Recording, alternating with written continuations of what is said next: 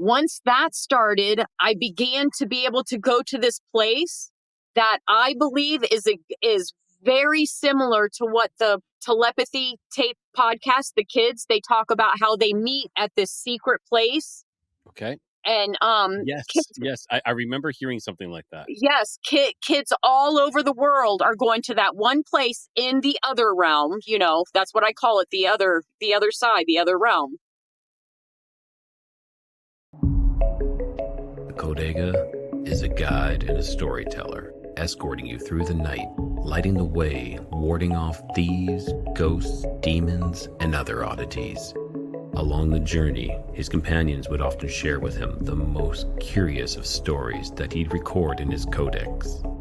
Perhaps you just might find yourself traveling with the Codega and sharing one of yours. Some people claim they've had strange experiences. Others live them daily, deeply, and from birth. Tonight's guest is one of those rare souls.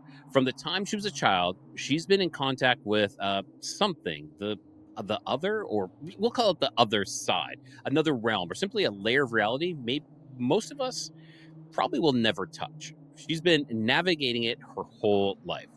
She's autistic, highly intuitive, and believes she may be among the first generation of what some are now calling the telepathic children. Those spoken about in whispered theories and fringe broadcasts, such as the telepathy tapes. Let me get that right. She's had an NDE that cracked reality wide open. She's known things before they happen, and she's here tonight to share those stories that they don't just defy logic, they rewrite them. All right, everyone, thanks for tuning in to Codega's Codex of Curiosities. I'm Rye, the Codega, your lantern bearer in the labyrinth, guiding you through shadowy corridors, down long-lost avenues of wisdom, and helping to unveil mysteries that would send others running. Now, before we crack open the Codex tonight and wander into the frequencies of raw consciousness and telepathic possibilities, just a quick flicker of real-world logistics from me. All right, so my show, of course, is a labor of curiosity, love, and late night rabbit holes. And like any good torchbearer, I've got to keep the light on. And by doing that, I'm asking you for support to support the Codex, whether it's with a donation or share, even a whispered recommendation to a fellow wanderer. You can find it all.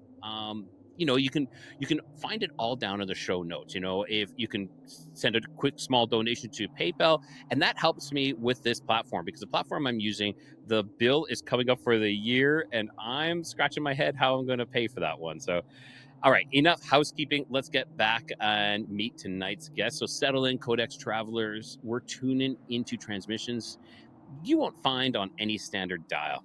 This is Tammy, and we're about to step into the signal.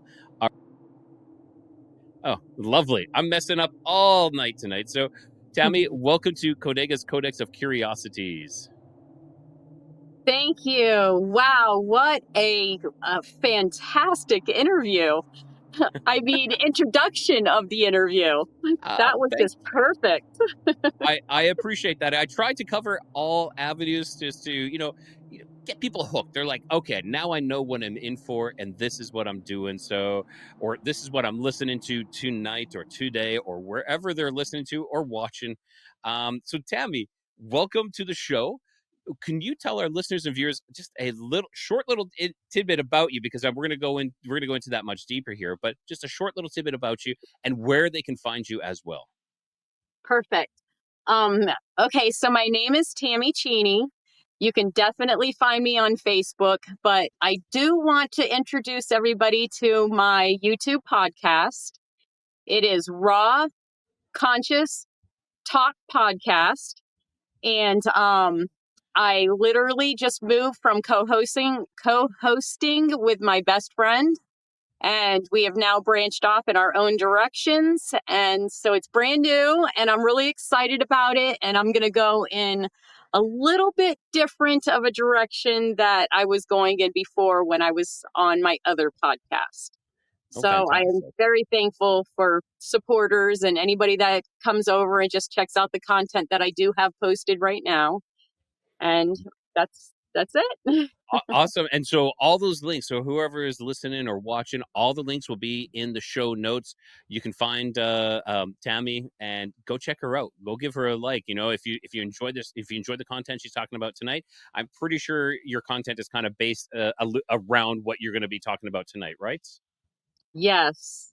Okay. Yes. I cover, probably in my own personal experience, every topic that will be spoken pretty much on the channel. Okay, that is awesome. And let's just jump into the meat of this, okay? So, I when you reached out to me, you mentioned something that seriously caught my attention, which is the telepathy tapes. You know, Yes. for those listeners who aren't familiar, which it seems to be less and less, and I'm actually one of them because I just haven't watched anything about them. I have a general idea, but can you explain what those are and how you came across that? Yes. So the Telepathy Tape podcast is video footage of a documentary where there are children that are on the autism spectrum. They are mostly not nonverbal, and really have no. There's a lot of control that they don't have in their autism, so they're more like a level 3 if you know the spectrum. And but there are a few that are light verbal and some that have learned later as they got older to verbalize as well. So this podcast is set up because mothers began to get a hold of, I guess, a certain group of people, and when they caught wind of what was going on, they wanted to investigate. It was definitely psychologists and doctors and stuff like that that caught wind. And so they wanted to test it. They wanted to see if it was real. And they literally set up, I mean, it is just such a perfect setup where they have like a mother in a completely different room, the child in one room, separated for sure by a wall. And they'll do different things like they do like word, they'll put up a word and the child will have to write out the word. And the ones that are kind of like on a level 3 autistic, they can only like punch buttons to spell the word. And so they'll put up something like the king of hearts, in another room, and the child will write out the king of hearts or whatever. Like, they are spot on, and it's blowing me away. It's blowing me away, mostly because I knew that I had these abilities as a small child, and I consider the ones that are my age that share the same gift, that we are like the first batch of the telepathy kids. You know what I Okay. mean? Yep. We were the ones that were The already born, and precursors. now, Yep. right, and now we have a new batch of them coming out, and they're only now getting recognized. And the reason why they're getting recognized is so many people are coming on board that we understand that this world needs to change. The world needs to change. It doesn't operate properly, and not everybody fits into this world that they've created. So we're rising up, and it's a very large group of people. It's for sure in the millions, and it's for sure worldwide. I know we have 8 billion people on the planet, but there are people by the thousands coming up every single day, by the thousands. And, there's way more of us than there is of them. And if we all rise up, that's what a revolution is.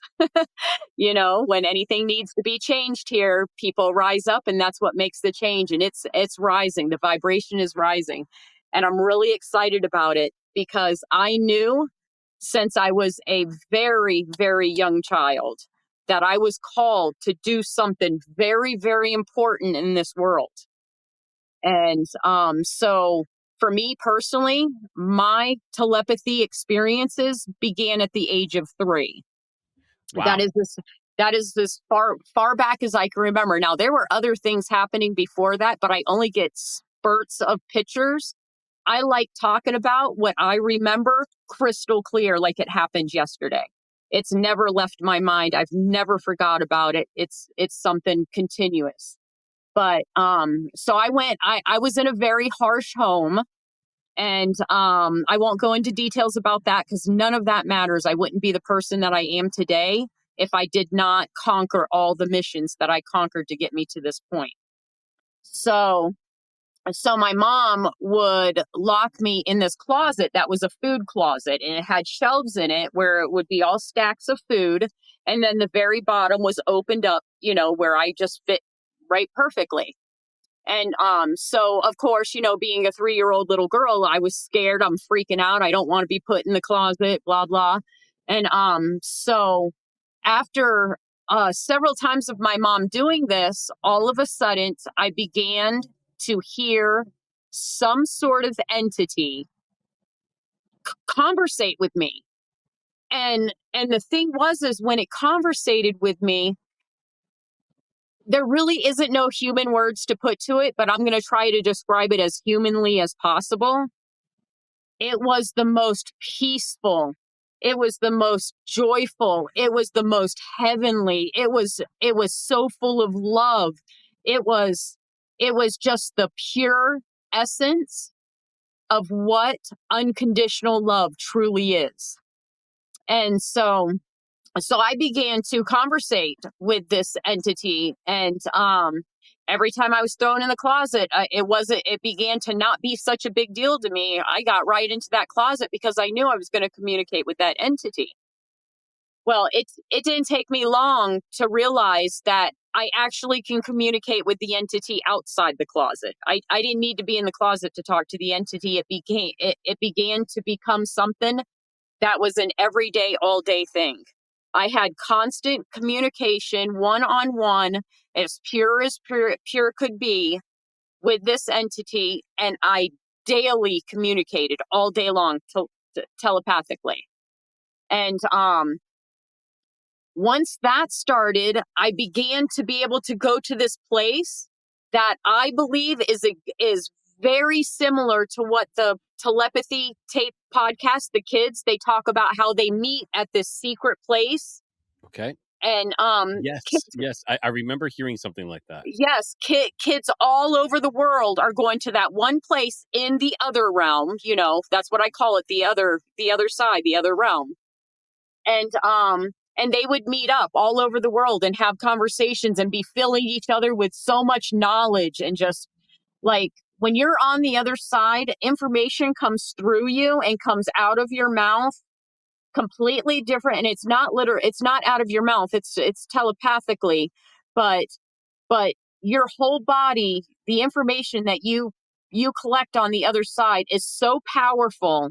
It's so beyond anything in this human experience or the human language or anything that you would experience here. So these kids are going to this place called the Hill, and they're all meeting up there, and they're conversating and having these like mind-blowing conversations with each other. I did the same thing too. We didn't call it the Hill.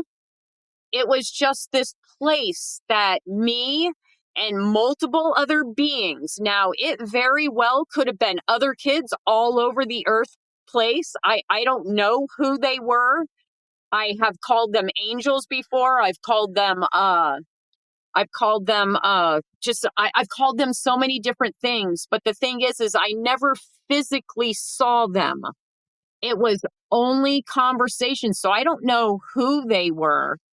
But that became like I spent so much time at this space that we would all meet at, like daily, years I would go there. And it was because of my home life and what I was going through, I would way more prefer to be there than here. And even the telepathy kids, the ones that they've interviewed, they would way prefer to be on the Hill than to be here. They look forward every day to be able to go and meet with their group. Well, the same thing was for me. So what happened with everything that was going on in my home life, I spent 90% of my time on the other side. I have no clue, literally, how to be a human like the people around me. I have no clue.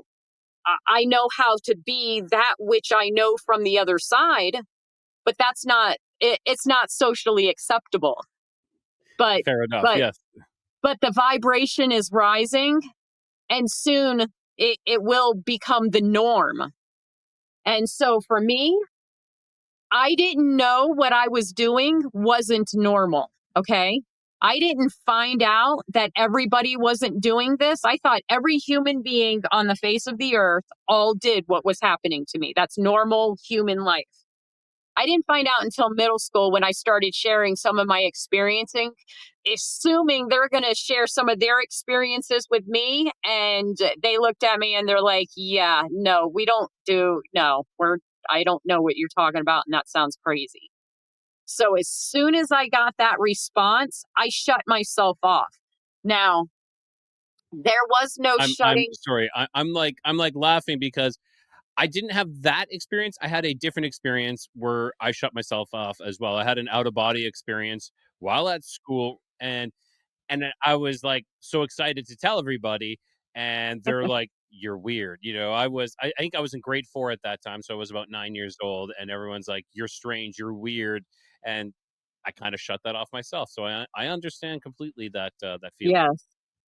So once I shut it off, the only thing that I shut off basically at that point was me not going to that place anymore that I just spoke about. I never stopped talking to the entity. That was all day, every day. It was almost like I had done it for so long that that became absolutely normal to me. Okay, now And I have a question about that. Did this entity have a name? And and I don't know if we call it an entity because it seems more of like this. I don't know, maybe like a guardian angel almost that was there with you right, when or you but were it in the was darkness. Hmm. right. It was more like I want to say it's one of my guides. It was my main guide, but the thing about it was is it was something because eventually as time went by and as I grew up, I didn't grow up in the church, but I kept hearing this word God and how it's somebody up in the sky, a man with a staff, whatever. I kept hearing this word God, and I knew that who I communicated with was not from this realm. It was definitely somewhere, out there. And so I eventually started naming it God. And so it was like for me, I'm like, I'm talking to God all day long. I'm like, what do you mean that's not normal? Like, you don't talk to God all day? You know what I mean? And so uh because I shut the things off that I shut off, and I'm going to step back just a little bit because I want people to understand.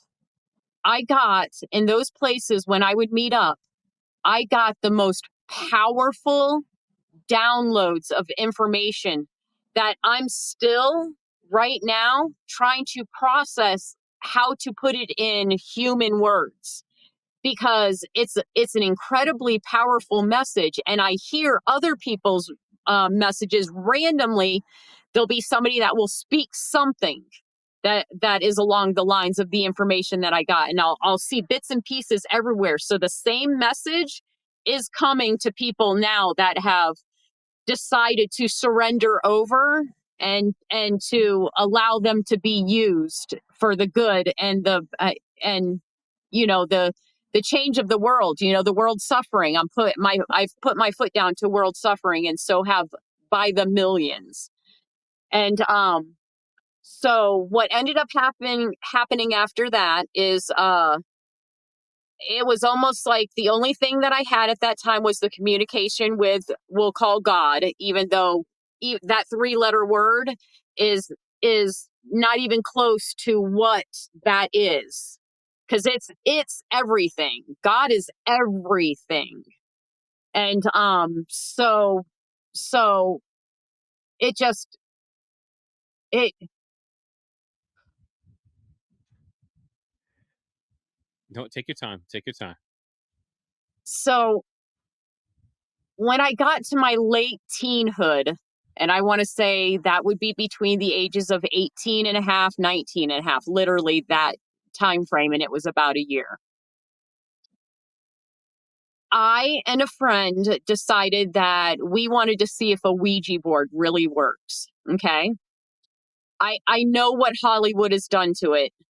I know what so many people would say, oh my gosh, don't do that, don't do that, don't do that, because you don't know what you're letting I in. will be honest, I am one of Mhm, those people because I've had experiences with mhm, it, and then I've had it go mhm. quite negatively. Okay, But so that's okay. That's I'm not we're saying that all there's okay not for this. Yeah. right, because everybody needs to experience whatever it is that they're going to experience. But like I just said a second ago, God is everything. So when you have that knowledge, that there's got to be the positive and the negative. You have to have it, and so I understand that, but I can't give the message like I received it because I can't figure out the human words to put to it. I don't have enough of a vocabulary. And so my experience with the Ouija board, what was most the most powerful thing about it, okay, was when my friend and I put our hand on that eyepiece and it took off, okay, we both equally looked at each other and they're like, and we're both at the same time, are you doing that? Are you doing that? And we both realized that that is something in the physical that is communicating from the other side. This is something physical. So you can't deny this. I'm physically feeling this piece pull away from me with a force that is so profound, there's no denying it. So that in itself, even if it is a Ouija board, that was happening and it was a force that was outside ourselves. That was not something, it was just such a profound experience. And that's what blew me away. So then in that experience, I was able to communicate with an entity. His name was Blackjack. And he had died in a fire in the 1800s. I looked up as far back, as much as I possibly could to find this blackjack. And there is a blackjack. If you Google it, there's a blackjack in the 1800s. And he died in a fire. And so it was such a powerful experience for me because that which I was at that point now questioning because of the response that I got in middle school, that solidified everything that I had experienced my whole entire childhood. That solidified it. And there was no turning back after that point. Wow, this is quite the experiences, and I do agree with you with your explanation of God. I think that's a great explanation that it's like these three letters just don't sum it up. It's, you know, he, or I don't know, we always reference he, but he's like this, he's everything and nothing at the same time. It's indescribable. This is really, really interesting. So please continue. Please continue. Thank you. Thank you. So so after the Ouija board situation, I didn't really have the way that the whole Ouija board situation uh, was ended was just a very traumatizing experience for me because I actually became, I don't even know what the word was it. I fell in love with this entity that I was communicating with. And I don't mean in a human, the way that humans, I mean like this pure unconditional love, like type relationship. And so ultimately, we had to get rid of the board. And when we got rid of the board, it was literally I mourned like I just lost the closest child, family member, whatever in my life because it was I felt like we were killing them all over again. That's the only way I can describe it. Wow. Okay. And Interesting. so and so so I'm out of my Ouija board days and then nothing really happened between the ages that time frame until I was 24 years old. When I was 24 years old, I was in a home that was like a roommate type home where there were multiple girls, that we were all girls in the home. And and the home was like a church based type place. And because I didn't I didn't grow up in the church, although there was a couple times that I did get on a church bus and go to a church, but I was so young then that I didn't understand anything that was going on there. I didn't have no church experience, truly. And so I thought I should go to church because that's where I'm probably going to find people like me. Fair enough. So Yes. Yeah. so I was so desperate at that point to have an experience with others that were like me, because after the Ouija board experience, I knew for sure it was real. And so I started attending this church, and I really, since I didn't grow up in the church, I still don't really understand like the messages that are being spoken. And I just don't, I'm just happy to be there with people that I think are just like me.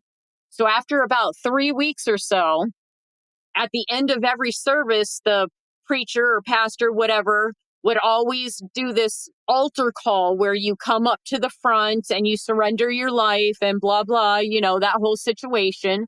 So I was like, yeah, I should rededicate my life to God. Because in some sense, when I left going to that special place that I would go as a child, it it sort of gave me an experience like I lost something that I used to have. So my whole meaning to go up and surrender my life was to bring all that back. That relationship. I did always have the relationship with the God, but I I lost something when I shut everything off. And that's what I was re-surrendering to, if that makes sense.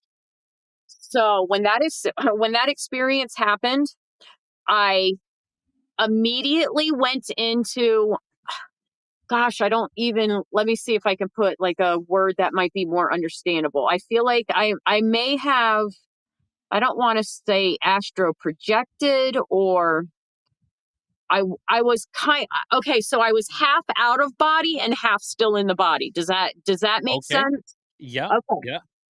Okay, so all of a sudden I trans I'm there, but I'm now in a different space all at the same time. And all of a sudden I see this veil over my eyes. Like the veil was as big as the room. It wasn't something just right here. And and I can kind of see through it, but I couldn't. And it began to roll up like a scroll, literally. And as it was coming up, all of a sudden, the vision that I was seeing in front of me, which was still the altar, but the vibrantness of it, it was so vibrant. It like the whole room changed. It's the same scenery, but the vibrance of it changed the whole scenery. And at that point, I all of a sudden realized that I knew everything. And I don't know how to explain what I mean by that, but I knew everything of every bit of the information that was given to me in that place that I told you I spent quality time with the people that were giving me downloads. Everything that I was taught then immediately came to mind, and I knew everything. I knew the hearts of every one of those people sitting in that church room. Not only did I know the hearts of them, but I knew the hearts of the whole entire world. That's the only way I could I knew everything about everybody all at the exact same time.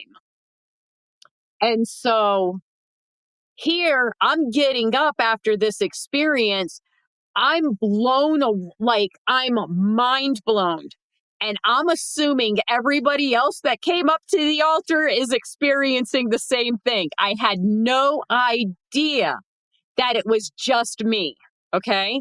At that point, but when I came to the understanding that I all of a sudden know everything, I knew that there was not one person in that room that was like me. And it was probably about 200, maybe 300 people in that building. I understood immediately that there was not one person in that place that was like me. So I go home. Of course, I'm telling all the girls my experience and how mind blowing, and nobody else had the same similar experience to share with me, which was fine. I guess it's understandable. And so 2 weeks later, I have another mind blowing experience. So I'm in the house. I decide to just walk back to where my room is. I didn't do anything more than sit down on my bed like I'm sitting now, and I just leaned back on the headboard, and I was instantly gone. And this time I did. It wasn't like an out of body experience, because it was more of like I was one place and then I was instantly somewhere else. And out of bodies, you actually come out, you see yourself, and I'm going to go back to that because I want people to know just one important thing that happened when I was a child, because I don't think I said it. I didn't say anything about my out of bodies, right? I did not. I didn't think so, because that's real important with this story. So I was instantly I was instantly gone and in another place in instant. So where I was at, it was a place that appeared similar to Earth because it had grass and flowers and trees and a dirt road and a building off to the right that was like some ancient structure, maybe from the Roman days. I don't know. It was more of a black and white type color.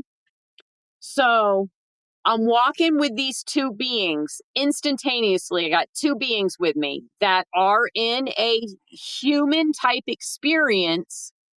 They look, I would assume they looked like humans to me. Okay. But you could tell that there was this radiant light on them, that they were something really special. So we're walking down this road. I'm freaking out. Like, I'm losing my mind because the flowers, the trees, and the grass were the most beautiful colors you could ever see in your life. They were so vibrant. You won't never see these colors, okay, in this earth place. You just won't. It was the most beautiful scenery I've ever experienced. It was there was this smell that was the most beautiful, fragrant smell that you can smell. There was this melody of music that was not too loud, not too uh not too high.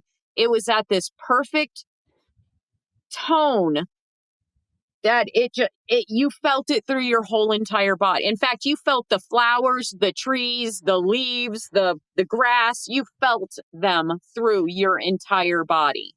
The way that you're speaking, it sounds very reminiscent of many people who have spoken of, you know, who've had like NDEs and traveled Yeah. to the other side. And this is what I imagine, and some of those who may have seen, I think there's a movie called What Dreams May Come with Robin Williams, where he Yes, dies I and he know goes to that. heaven. It sounds very reminiscent of all that, but wow. Okay. Yeah, that movie actually blew me away. So I didn't watch it. I don't know when it came out because I didn't have TV for 20 years. I still don't have TV, but through when I was in the world, I guess you could say, I didn't have a TV. And I just didn't want to have nothing to do with it. It would distract me from, other things. And so in that experience, and this is my NDE experience, because the only thing that I can compare it to is a near death experience. And I just found near death experiences 3 years ago. It blew my mind. I finally found my people. That's how I felt. For the first time ever in my whole life, I finally found my people. So They could so you explain. so you feel that your soul actually left your body, like you maybe did actually maybe died, Okay, is what so you're kind of, yeah. let me say this, okay? So the reason why I was in this home that I was in is because my husband at the time tried to kill me. Like, literally was going to kill me. And if it wasn't for the words that came to me, in the midst of being, killed, I probably wouldn't be here right now, but I was supposed to go through that, or I wouldn't be who I am now. You know what I mean? So he also hit my head multiple times on a solid wood nightstand before he started choking me, where I had like multiple contusions all over my whole head. Okay. After that experience, that's why I was in this place with these girls, roommating with these girls, because I left that situation and I was in protective custody, actually. I was being protected. And so after that experience, I would have these passing out spells. It would be throughout the day, all day, and it lasted for a good probably 4, 5, maybe 6 months after that happened to me. So it wasn't something, and at the time I was 6 months pregnant when it happened. So they couldn't put me in the MRI machine and stuff like that when I got to the hospital. They couldn't do any x-rays or whatever it is that they couldn't do to check me. And but it was nonstop, 5, 6, maybe even 10 times a day, every single day for like 5 or 6 months. I would just like all of a sudden black out for a split second and come right back. I don't know what it was, but I've recently been I recently had an EEG, and the neurologist at that time said that he believes that I'm having non-epileptic seizures. So there's a very good possibility that's what I'm having. But when you have a non-epileptic seizure, it's not one of those seizures where you fall out and start like freaking out. It's, I guess it's just a moment in time, like your brain shuts off for a second and then it comes back on. I don't even really know how to explain it. All I know is it is people, I've watched well over 2,000 NDEs now. And every single experience, there's something in their experience that was exactly like mine. And these people are all just having theirs now. I had mine way back in 1998, this experience. There were no NDEs, or we didn't even have computer. I mean, we had computers, but everybody didn't have Yeah, one in their no one, home. no one was coming forward with these. Like, Right. I'm sure people were having them, but no one Hmm. was really bringing them out and bringing them forward. They weren't discussing it on like forums and whatnot as you could. Yes. Right, right. So I like when I say my whole life just shifted in just the most mind blowing experience when I saw my first NDE 3 years ago. And and it was titled "Atheist Dies and Meets God." I'm like, wait a minute, that's not what the church preaches. The church says that the atheist is going to burn in hell. Wait a minute, this makes no sense. So I played it because I was highly interested how this atheist got to stand before God. And after I watched her experience, I watched every single NDE that I could possibly watch, and I've been watching them for the last 3 years. So when I say well over 2,000 NDEs, I watch them all. Every single one I can find, I watch. And so that's what was blowing my mind. They're describing stuff exactly, I mean, exactly the way I'm describing it. I'm like, they had to have been at the same place that I was at, you know? They've been there too. And so even though, it actually seemed like time had passed by when I came out of this experience, but I want to go back to it because I want you to hear. So, so I'm walking with these beings, I'm freaking out. And I look behind me and I notice that behind me, there is this whole slew, like at least 1,000, like maybe more. It might have went on forever. I don't know. But they were these light beings that were like shaped in like a bodily type figure, but they were just light.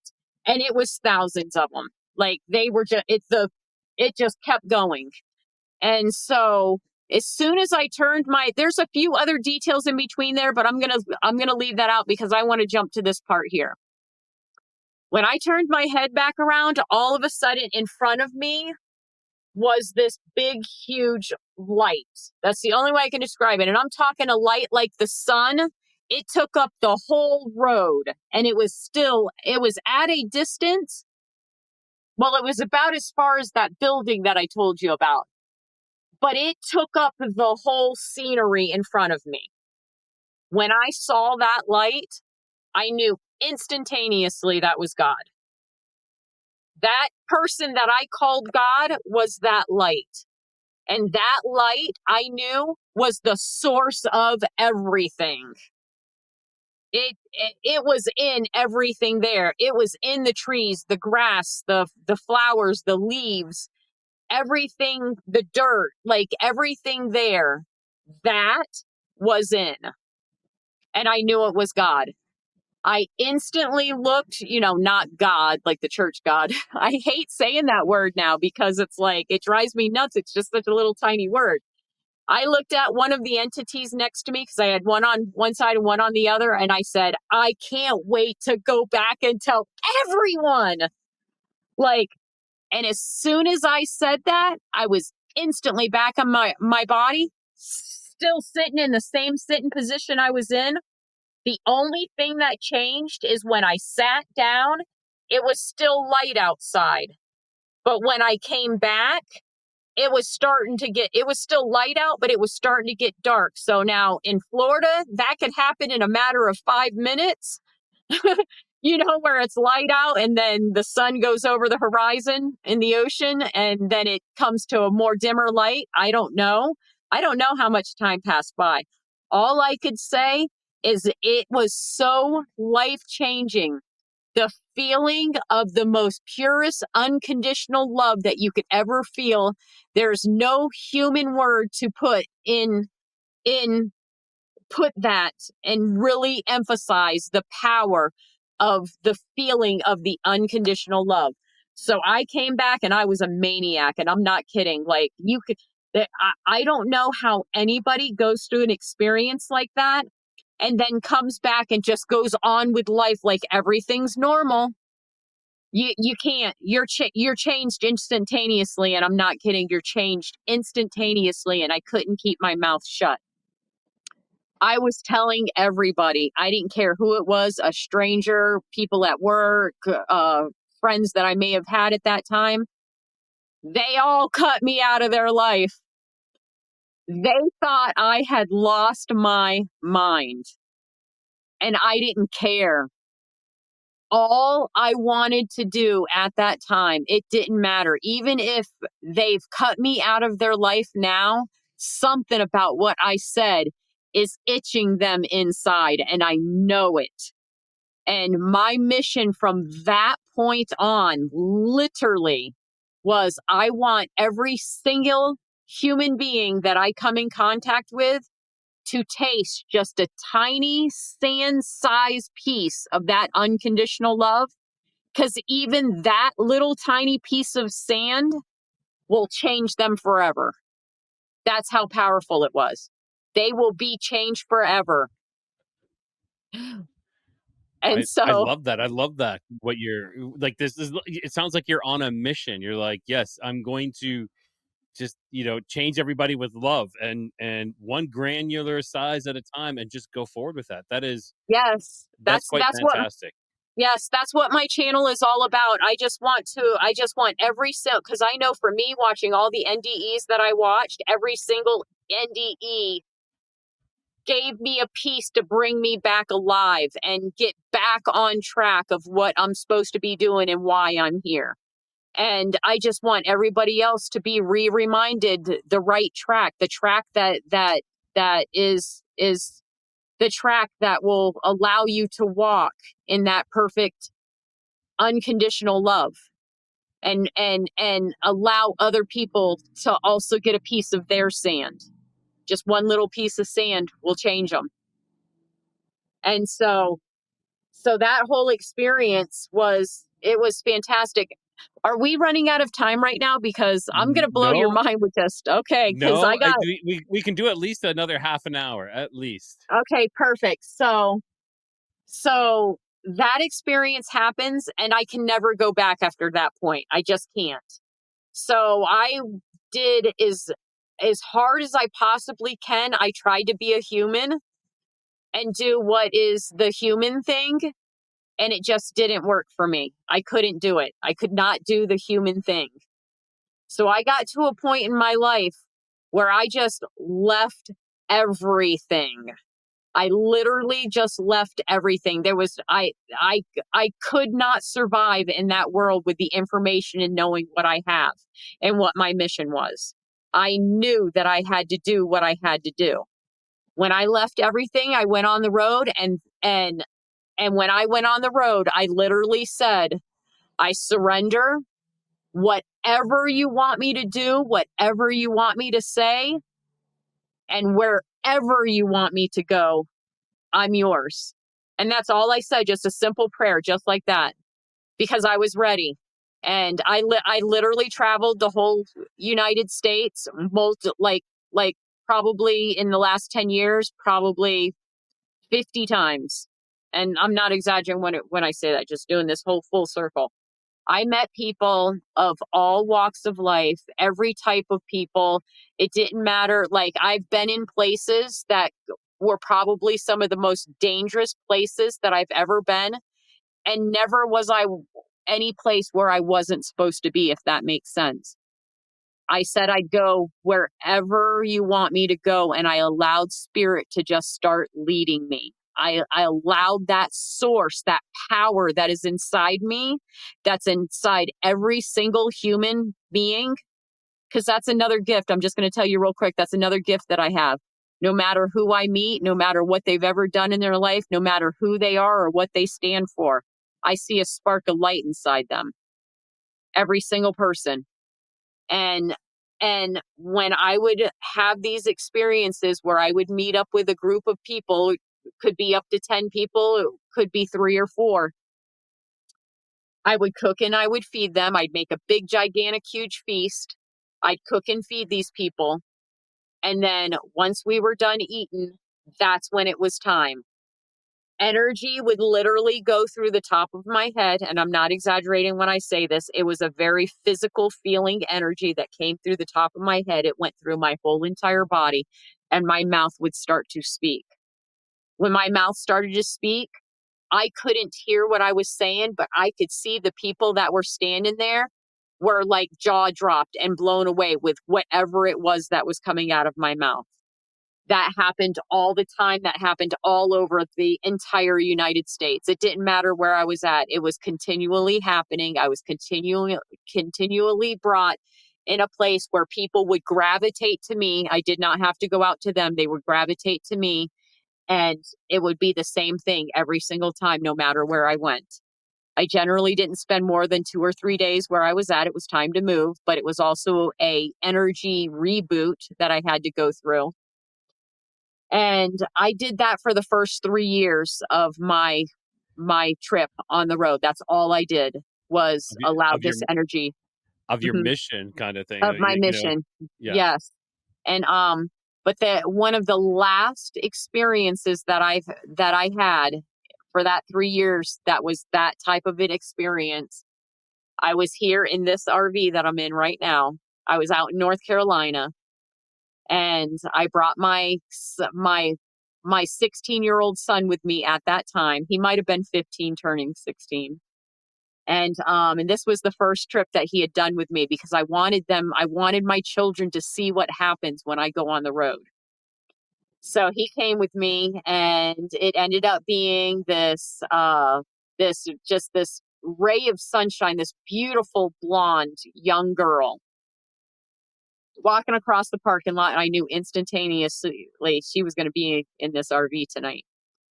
And then I had just this random guy that pulled up and parked next to me that had this big, beautiful wolf dog.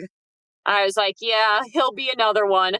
And sure enough, they both showed up the door of my RV. And in this situation, I did the same thing that I do every time. I cook food, I feed everybody, and then the energy comes through me. So that happened like normal. Energy comes through. My mouth is spilling out all these words that I can't hear. And then all of a sudden, I split from me. So this area that you're seeing right here, I had me standing here, my human meat suit, And then I had me standing here watching me, and now I can hear the words that are coming out of my mouth. Okay? So I'm standing there and I'm flaring my arms and whatever's going on, words coming out of my mouth. I'm standing back here like this. I'm like, what is these words? Oh my gosh, I'm having a whole completely different experience back here, hearing my own message come out of my mouth, whatever it was, you know.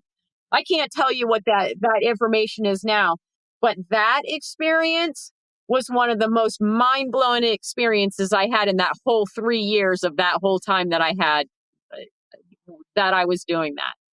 Well, after that experience, I don't know what it was, but all of a sudden I went through another shift where things started changing into something else. Like, it was more of, I think I was put on a journey of healing, to heal from the things that I had went through as a child, because that was still at that time something that was in the forefront of my thoughts. It was something daily that I thought about. And I was put on this, like, almost like a timeout. Okay, now, Tammy, it's time to start dealing with you, if that Wow. makes Okay. sense. That makes complete sense. That makes complete sense. So, because I'm like blowing these people away, I guess, that are around me, and they're going through probably healing and, whatever. People would be crying and everything. And so they're going through healing, but I'm not going through anything. I'm just using myself as a vessel to be, whatever it needs to be at that time. So I went through, after that experience, I've been in a process of where I started going through a healing journey, and that lasted about 3 years. And now the last 3 years, the first thing that turned my whole life back around again was that very first NDE that I watched. And I realized that there were other people out there that have been to places that I've been. But one thing that I want to throw this in there, because I want people to know this part of me, because I stuck with where the subject started at the age of 3. By the time I was 5 years old, I began to have my first out of body experiences. So now, what I mean about out of body experiences, for me, I was this little extremely scared 5-year-old little girl that my insides were coming on my outsides. And I literally felt the feeling of like, like I felt the energy shift or lift of my insides coming on my outsides.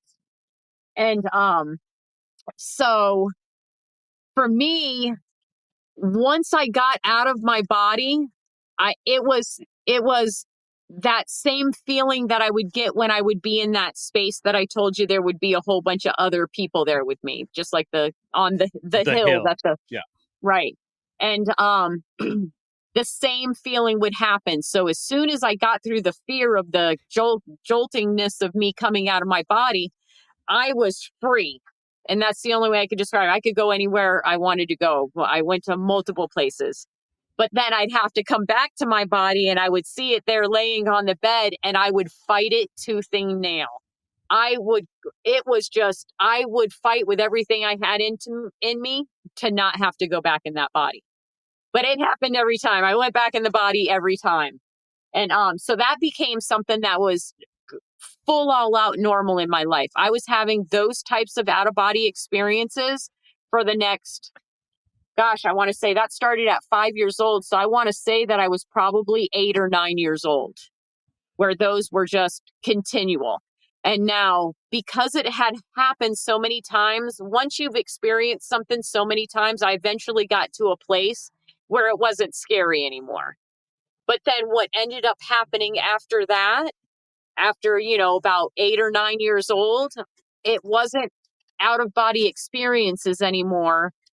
It was, I knew how to leave myself flawlessly without, that's the only way I can describe it. I could just leave myself whenever. I would just leave.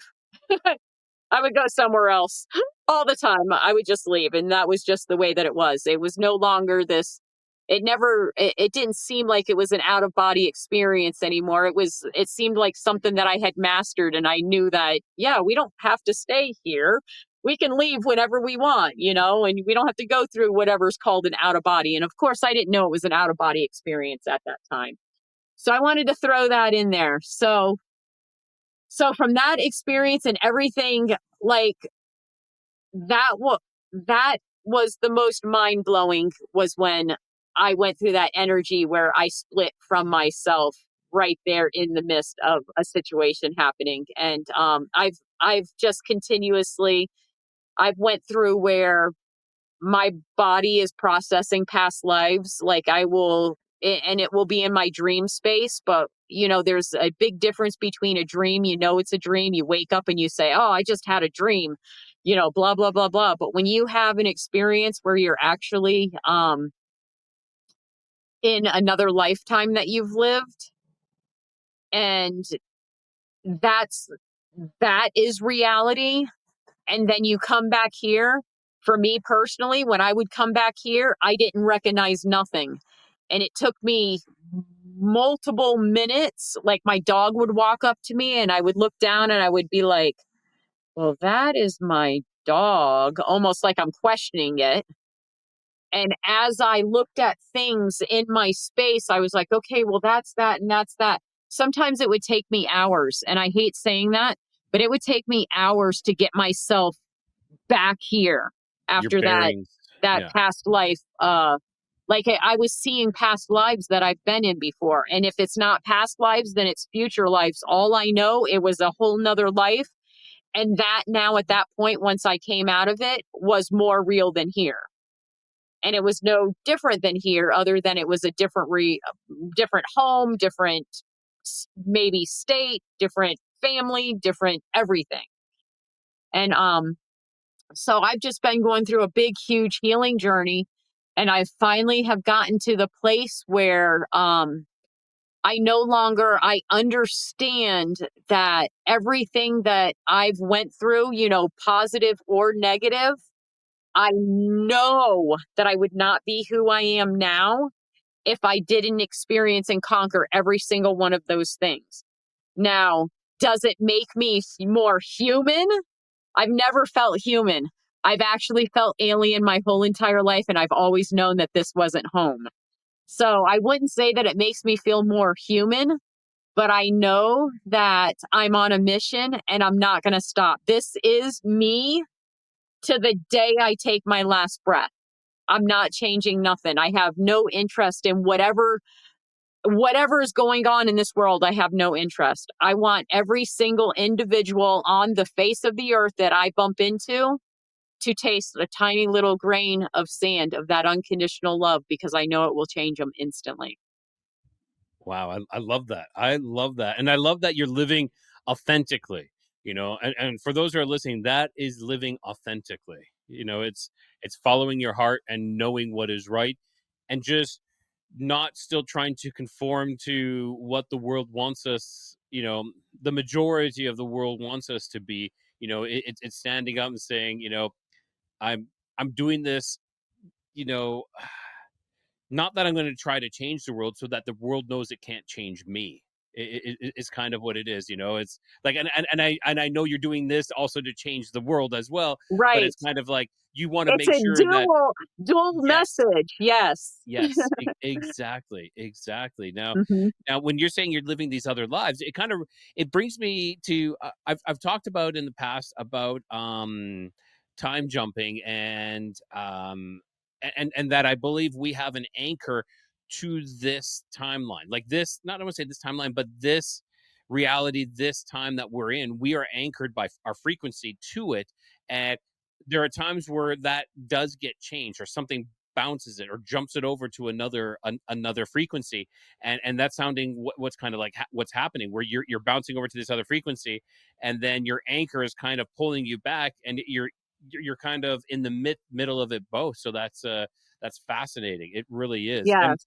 and speaking of all that, I have a question for you to ponder, something to think about. Okay. Bl- Blackjack. Okay, you said Yes. you had this love for blackjack that you just couldn't describe. Could have been possible that it was you in a past life and you were communicating through the Ouija board to yourself. Is that a possibility? Gosh, what a great question. Hmm. I mean, I guess that's a possibility, but I don't know why that information wouldn't have been given to me at that time, like some other way, like telepathically, that this was you in a like somehow to make me. But wow, what Make an that connection. excellent question. Uh, I don't know. He seemed like a separate entity, I will say that. Like but I also felt like we had a connection. I mean, maybe I was his wife, maybe there was that type of connection. or Yes, yeah. I don't I know. was also gonna say that maybe you were some sort of family or close tie to him. Sister, mother, right. Because yeah, I want to say that the love, this unconditional love that we shared together, was almost like a mother's love. That the mothers that like truly love their children, and they're not burdens, and this, that, and the other, like truly love their children, that they would lay down their life for their child. And it almost, that love almost does kind of match, as if like maybe I was his mother, you know so I haven't. That was a good question, I'll tell you what, that was a great question. you got my Yes, yeah. you got my wheels turning.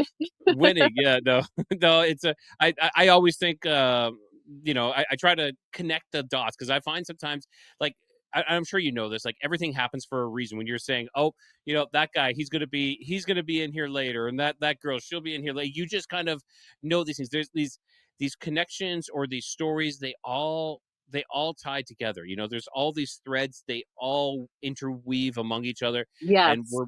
there's so much more connections than we care to believe, and we just and like I said, I know this, it's just we need to pay attention more and be like, oh, that's interesting, like you run into people for a reason. Everything happens for a reason. Nothing is by coincidence. Everything is by design. Hmm. Yes, I agree 100%. And it was just that time in my life, I've been trying to get back to that space, but I've come to the understanding that where I'm going now is going to be beyond where I've ever been.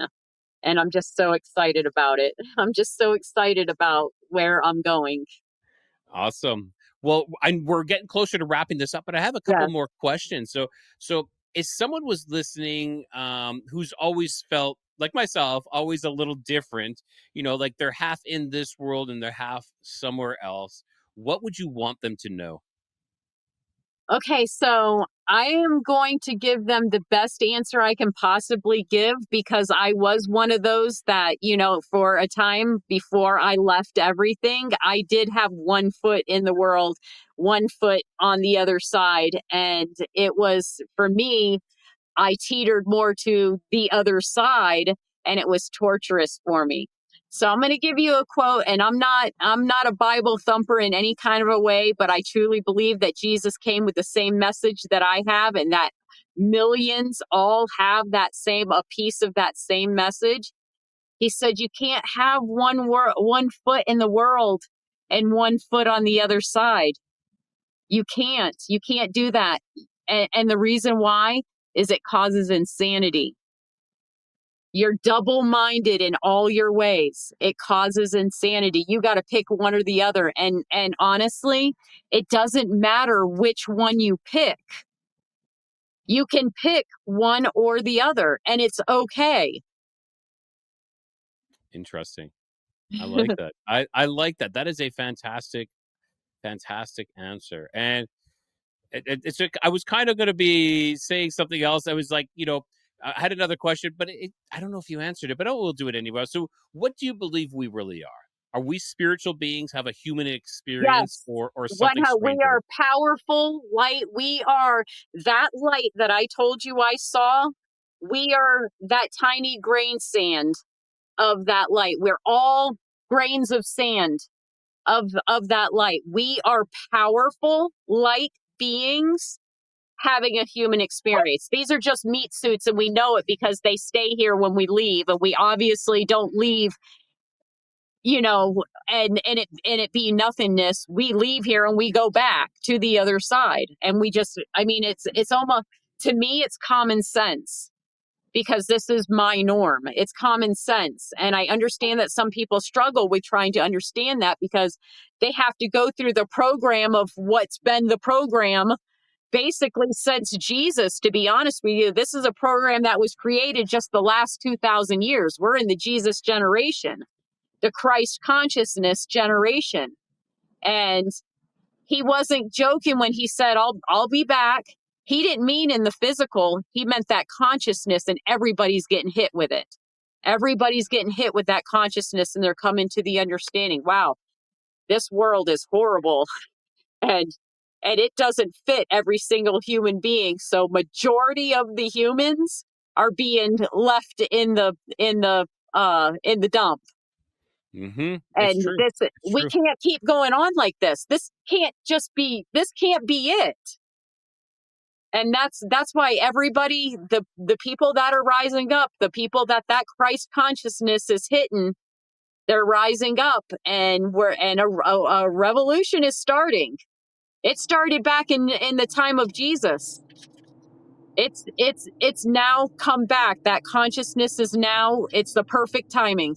Is right now. The perfect timing is right now. And Fantastic. yes. Well, Tammy, I want to say thank you so much. And one last time, can you tell everyone where they can find you, where they can find your show, your podcast? Yes. Okay. So on Facebook, if you just look me up, Tammy Cheney, you'll see this beautiful flower with a face right in the center. And that's actually a real flower here in Netherlands. Anyway, so you can friend request me there. And then I have my podcast channel on YouTube.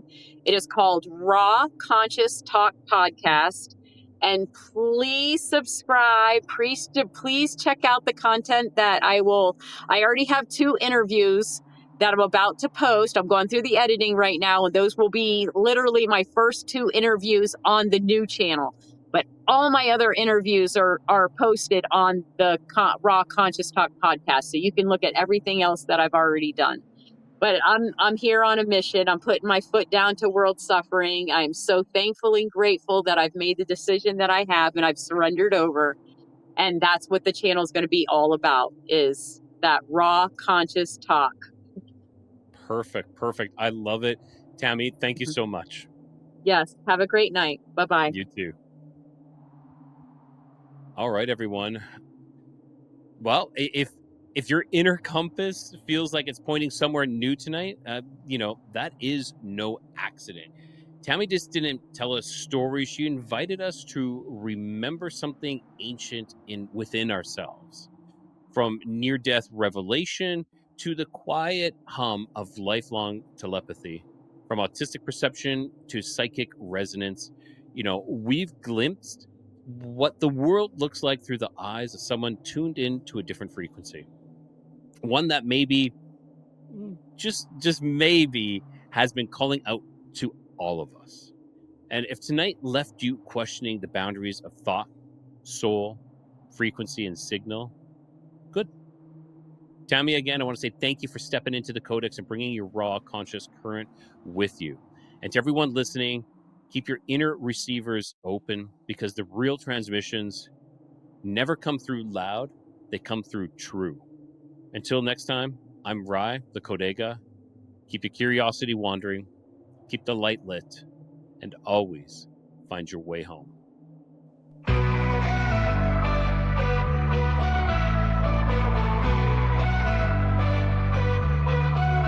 Beneath the stars where shadows grow, the Nephilim's echoes whisper low. Bigfoot roams through the forest deep, and Dogman prowls where the brave won't sleep. Across lost history we wonder why, seeking the truth that time tried to hide. Keep your curiosities wandering and the light lit, through the darkness don't ever quit. In the codex, the mysteries come, and always find your way back home.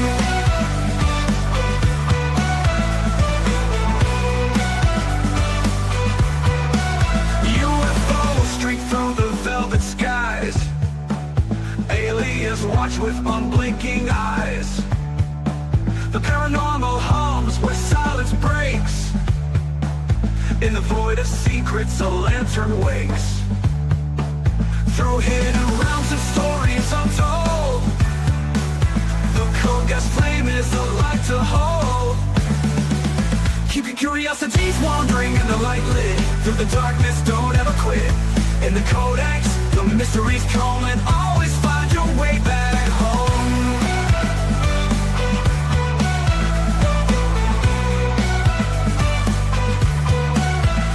UFOs streak through the velvet skies.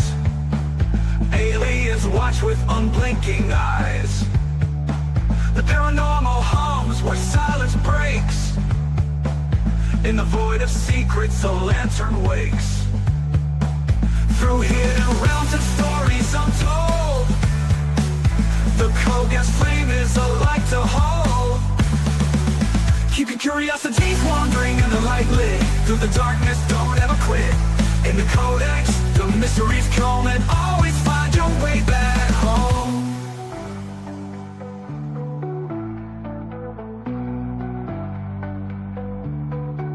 Legends rise from the earth's deep core, a lost legacy we can't ignore. With every step, the veil grows thin, revealing worlds where the strange begins. Keep your curiosities wandering in the light lit. Through the darkness, don't ever quit.